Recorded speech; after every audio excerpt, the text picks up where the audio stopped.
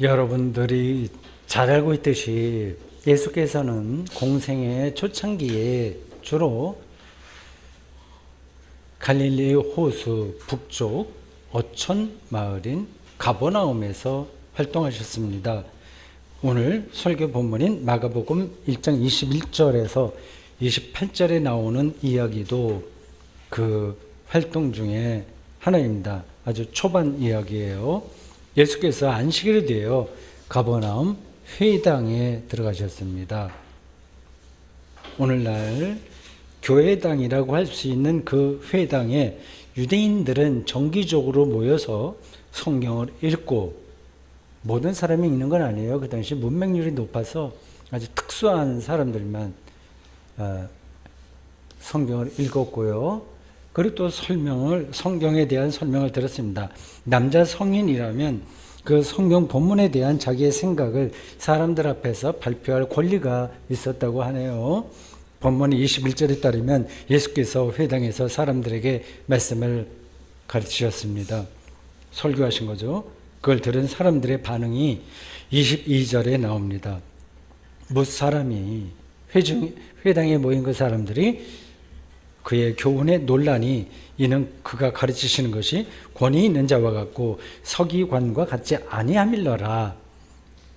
사람들이 예수님의 교훈에 놀랐다고 하네요. 우리말 성경의 교훈으로 번역된 히브리어는 디다케입니다. 영어로 teaching에 해당해요. 회중들이 예수님의 가르침에 놀란 이유는 그 가르침이 서기관과 달리 권위가 있었다고 하네요. 그 표현이 좀 재미있습니다.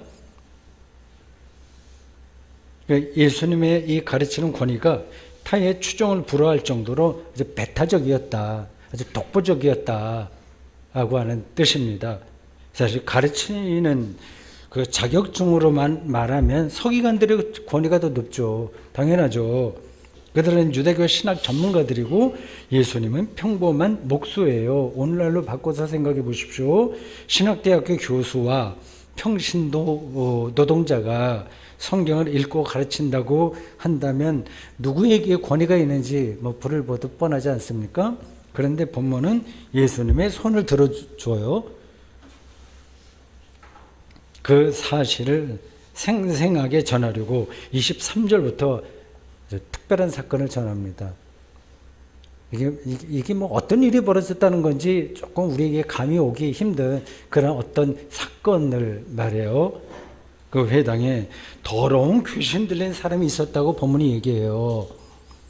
이 더러운 귀신이라는 표현이 27절과 28절, 7절에서 반복해서 나옵니다. 더러운 귀신, 들린 사람. 더러운 귀신의 그리스어는 푸뉴마, 아카다르톤이에요. 푸뉴마로 나와요.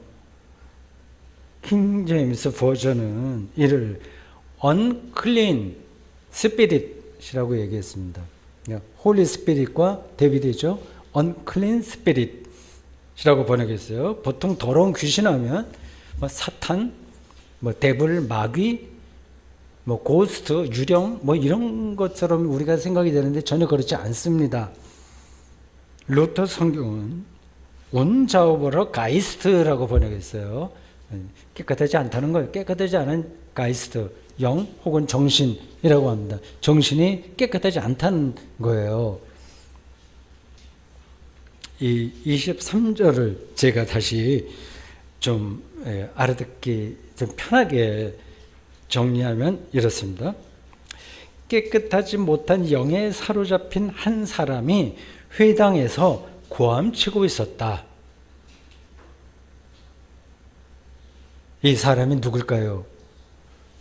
성경 보면은 아무런 설명이 없어요. 깨끗하지 못한 영에 사로잡힌 사람이니까 정신병원에서 임상치료를 받아야 될 사람이라는 사실만은 분명합니다. 자기 스스로 자기의 생각과 행동을 제어할 수 없는 사람이에요. 오늘날도 마찬가지죠. 분노 조절 장애를 앓는 사람들이 제법 많다고 합니다. 그런 증상을 보통 뚜껑 열린다, 아주 자주 그런 사람들이 있잖아요. 근데 술만 마시면 그런 사람도 있고요. 병적으로 자학하는 사람도 많고 뻔뻔한 거짓말과 모함하는 일도 비슷한 현상이 아닐까요? 고대인들은 정신병 현상을 모두 악하고 더러운 영에 지배받는 것으로 보았습니다. 그런데 사실 정상이라고 생각하는 사람들에게도 비슷한 현상이 일어납니다. 정신과 치료를 받아야 될 사람과 그렇지 않은 사람의 경계선도 그렇게 명확하지 않죠. 이렇게 걸쳐 있습니다. 그리고 부분적으로 모두에게 그런 증상들이 다 있습니다.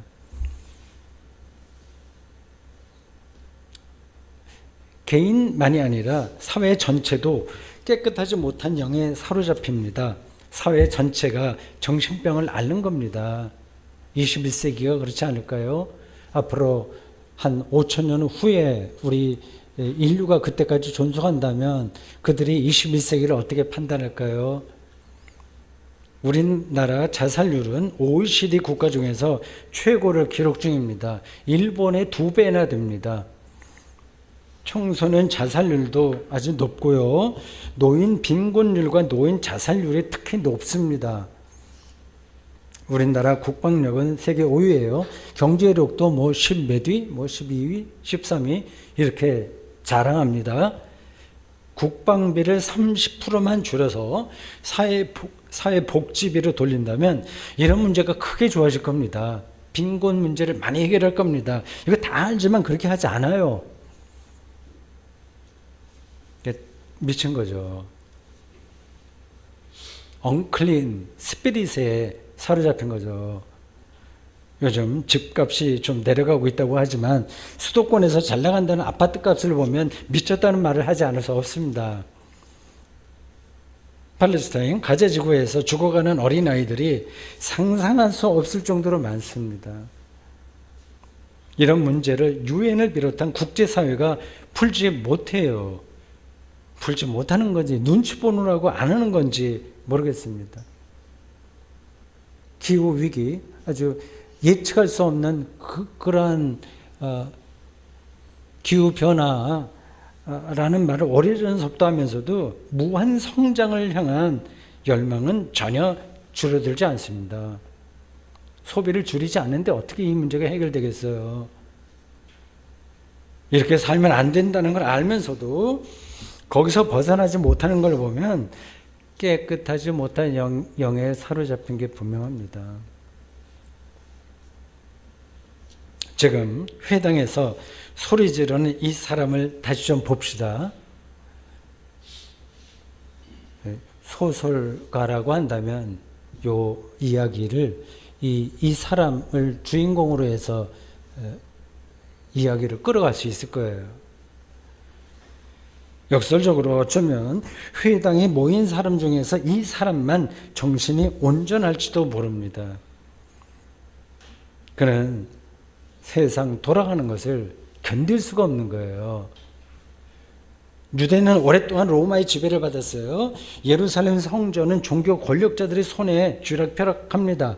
유대교 신학자들인 서기관들의 설교는 사람들의 비위만 맞춥니다. 바리새인들은 율법을 무기로 어린 행세를 합니다. 민중들의 삶이 나락으로 떨어져요. 하나님의 살아있는 말씀은 어디서도 듣기 힘들었습니다. 그런데도 사람들은 아무 일 없다는 듯이 그럭저럭 잘 지냅니다. 이 사람은 그 상황을 견딜 수 없는 거예요. 시간이 있을 때마다 회당에 나와서 사람들에게 고함칩니다. 우리가 이렇게 살면 안 되죠. 정신 차려야 된다고 말입니다. 사람들은 그를 미쳤다고 얘기하는 겁니다. 사실은 예수께서도 귀신 들렸다는 말을 종종 들었어요. 마가복음 3장 21절과 22절에 따르면 예수님의 친족들은 예수가 미쳤다는 소문을 듣고 그를 붙들려고 떼거지로 몰려 나왔습니다. 예루살렘에서 내려온 서기관들은 예수가 귀신의 왕인 바알세불에게 사로잡혔다고, 이렇게 귀신 들리다는 거예요. 예수가 그렇게 비난했습니다. 도대체 누가 미친 사람이고 누가 정신 차린 사람일까요? 확실하게 알 수 있나요?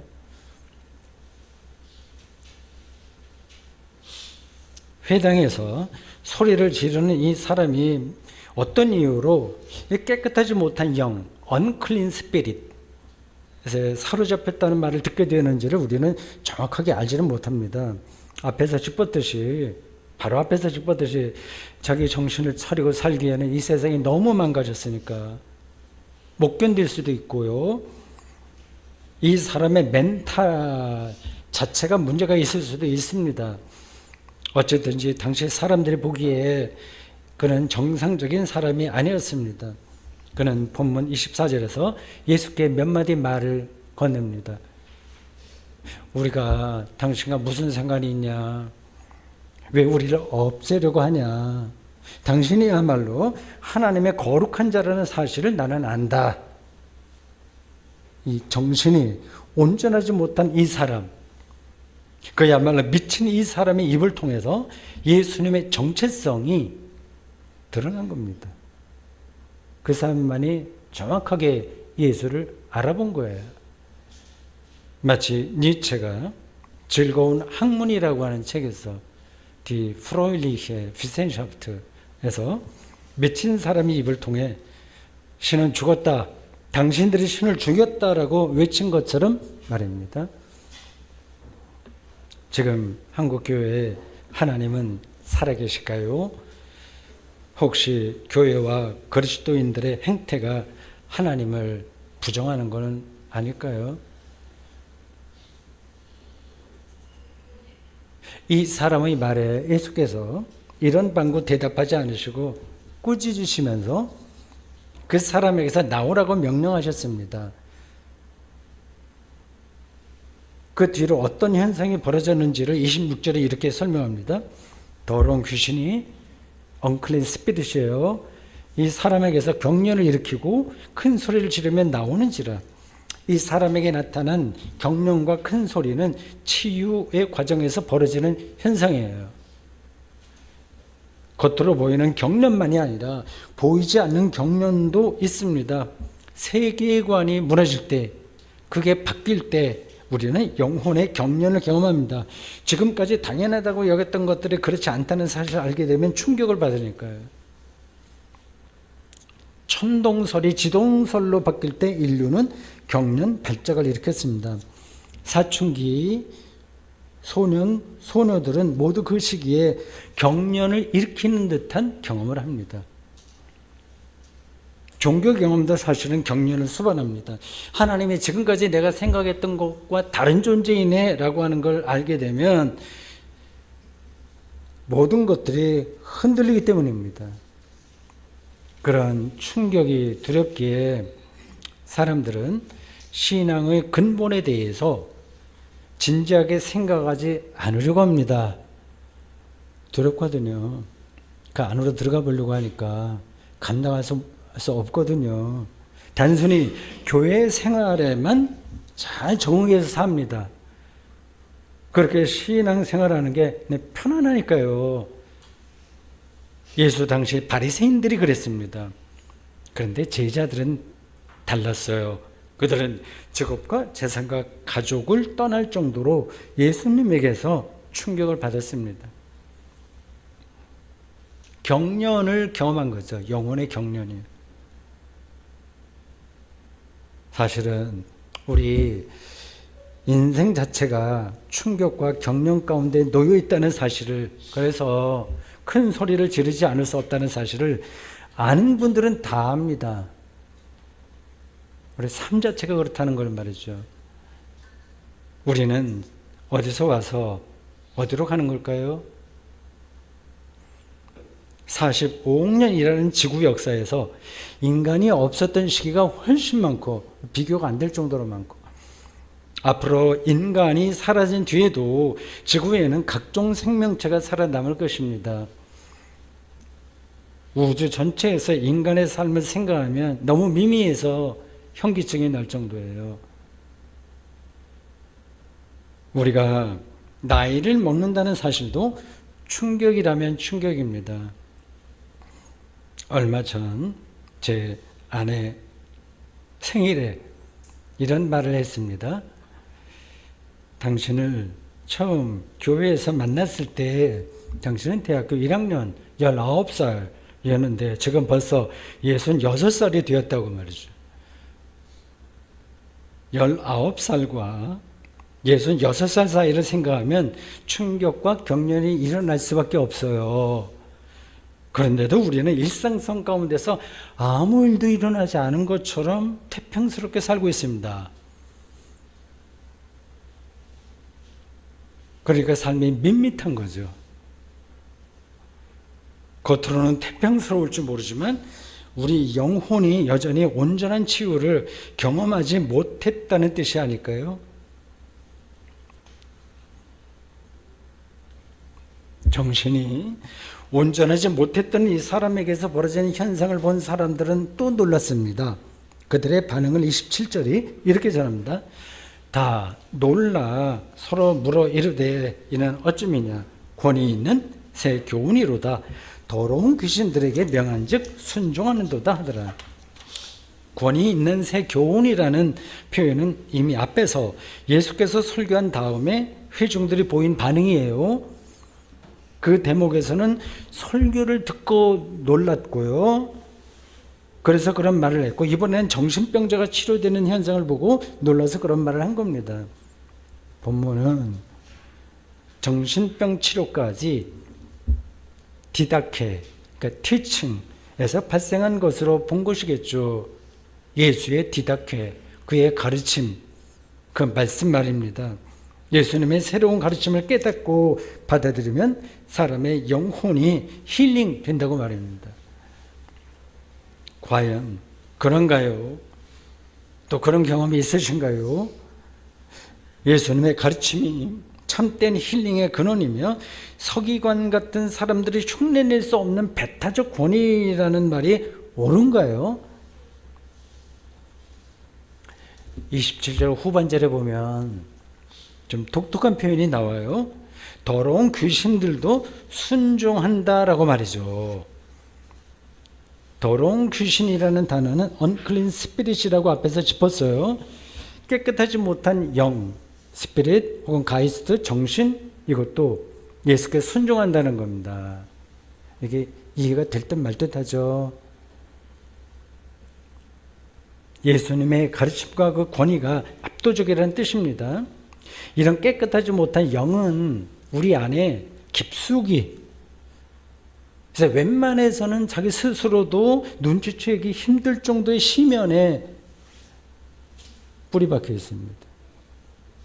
우리를 걱정, 분노, 미움, 혐오 등등에 떨어지게 하고요. 그 힘이 자기 연민과 자기 사랑에 빠지게 하고 교만하게 만듭니다. 세상은 이런 삶의 방식을 크게 문제 삼지 않아요. 오히려 그런 걸 부추깁니다. 수단 방법 가리지 않고 주변을 제압하는 걸 높이 평가합니다.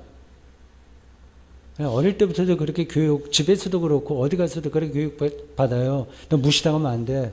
네가 네 몫을 찾아야 돼. 이런 식으로 말입니다. 그리고 서로 몰려다니면서 어떤 대상을 혐오하고 조롱합니다. 우리나라 정치 영역에는 이런 조롱이 만연해 있습니다. 정치 발전을 위해서라면 정당한 비판은 당연히 필요하나 조롱은 차원이 다른 문제예요. 하나님께서 모든 사람을 우리가 악하다고 생각하는, 좀 이상하다고 생각하는 사람들까지를 포함한 모든 사람을 창조하셨다는 사실을 무시하는 일이 되니까요. 비판과 조롱은 다른 겁니다.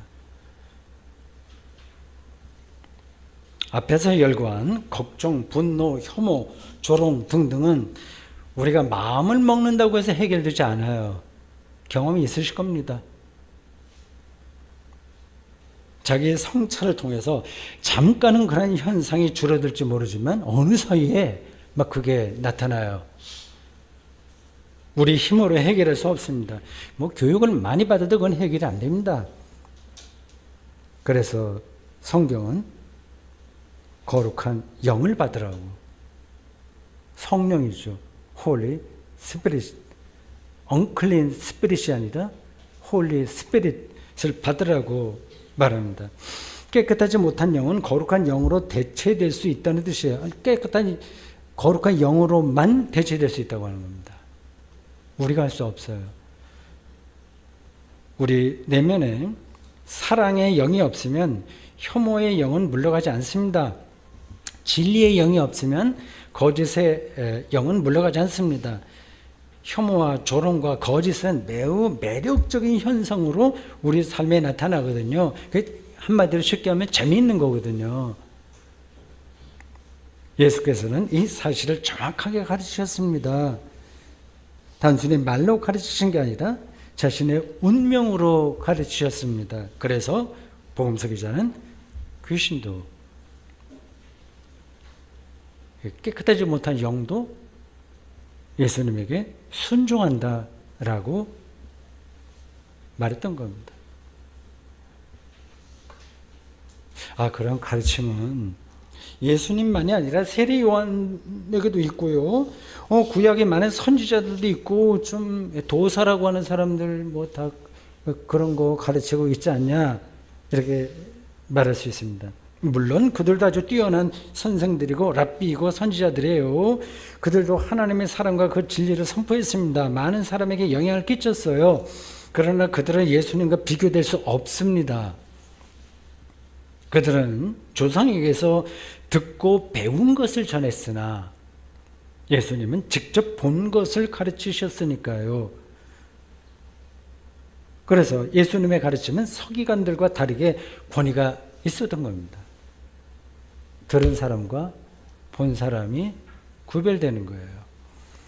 비유적으로 몽골 유목민들과 함께 살다 온 사람과 그들의 이야기를 책이나 유튜브로만 잘 들은 사람이 있다고 합시다.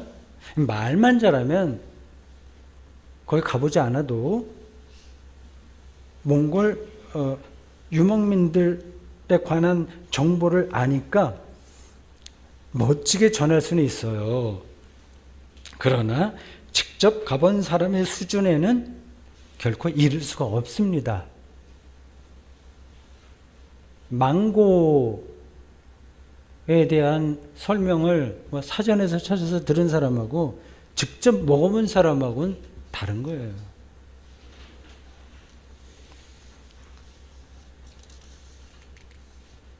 예수께서는 자신의 본 것을 가르치신 분이었기에 요한복음이 그걸 여러 번 강조합니다. 이 본 것이 뭐냐 하는 것도 사실은 설명이 더 필요한데 제가 나중에 설교 복귀 시간에 좀 더 해보겠습니다. 본 것을 가르치신 분이었기 때문에 제자들과 초기 그리스도인들은 예수님을 하나님의 아들이라고 고백할 수 있습니다. 같은 이야기예요. 나를 본 자는 아버지를 본 것이라. 요한복음 14장 9절 이 말씀이 바로 이거를 가리킵니다.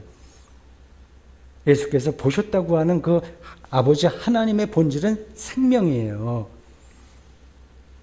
사랑의 능력이기도 하고 해방의 능력이기도 하고 궁극적인 안식의 능력이기도 합니다. 그걸 통틀어서 생명이라고 얘기하는 거예요.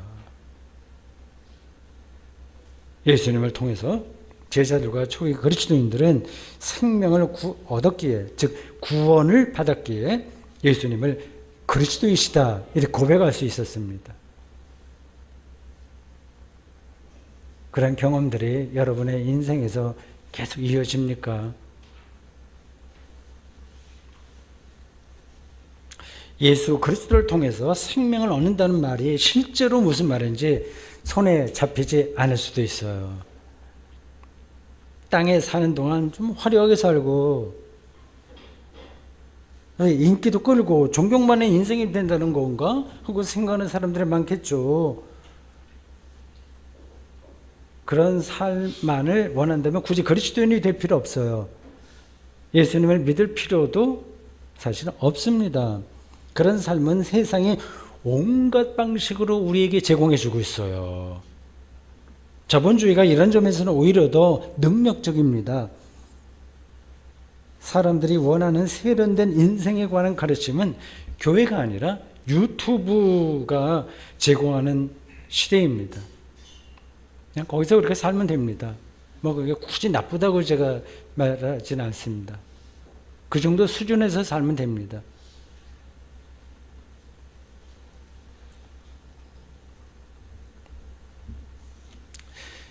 그러나 성경과 그리스도교는 전혀 다릅니다. 출발 자체가 달라요.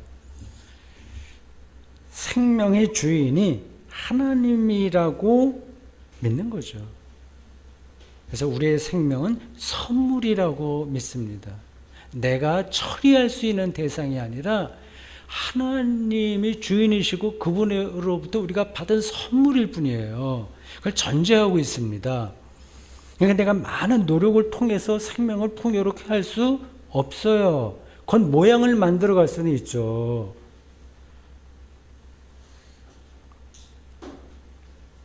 그리스도교의 모든 가르침은 이 사실을 전제합니다. 우리는 생명을 선물로 받았습니다. 주인이 아니에요. 따라서 생명의 주인이신 하나님과 하나 되는 데서만 우리의 생명은 충만해질 수 있습니다. 그리스도교의 초보 교리를 제가 말씀드린 거예요. 이런 초보 교리가 현대인들의 귀에, 그리고 이 현대 모더니즘, 오히려 포스트 모더니즘이라고 할 수 있고, 전혀 우리가 예상할 수 없이 돌아가고 있는 이 세상에 몸과 영혼까지 다 담고 있는 우리 자녀들의 귀에 들릴까요?